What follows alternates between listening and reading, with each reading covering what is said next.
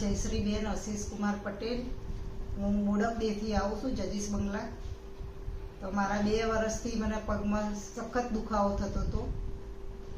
પછી જે અમારા ઘરના છે ડૉક્ટર બિપિનભાઈ ગોહિલ, એમણે મને રિફર અહીંયા કર્યું વિરલ સર જોડે, અને એમને મારી ટ્રીટમેન્ટ કરી.